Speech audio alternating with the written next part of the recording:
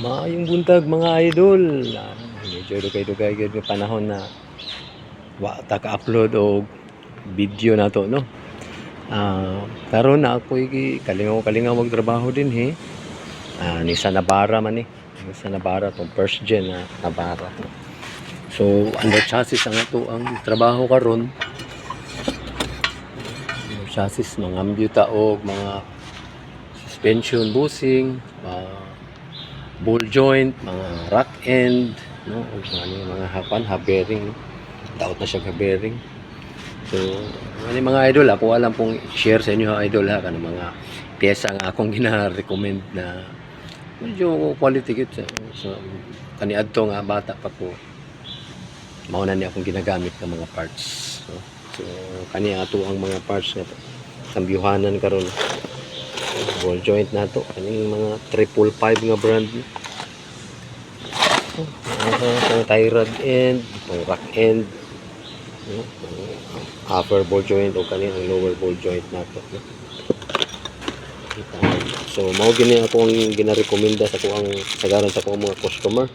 Pag gusto lang sila og replacement, pag gusto nila original, so dito ta sa original, pero mas mahal-mahal man mangutana man gyud sila kung say medyo bintaha nga presyo na apoy watong quality. Ako na akong gina-recommend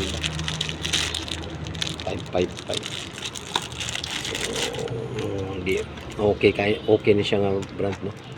Dugay na kaya na siya nga naga-manufacture og ani nga mga pyesa. So indot siya gamiton para dinhi sa ato ang unit. So kato lang mga idol, kay ako sa ning sugdan og malmali pang taon ko sa ning mga pisahan ni nga napalit sa customer, no. So ako lang share lang nako nga mga recommended nako nga mga brand ba sa siguro almost mga 25 years naman po siguro ko nag mekaniko, almost mag 30 na gani siguro, no.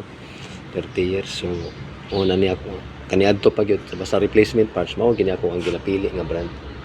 Okay mga idol, unta makahatag ko opinion sa inyo unsay mga pag-abot sa mga spare parts na pwede niyo itaon sa inyong sakyanan.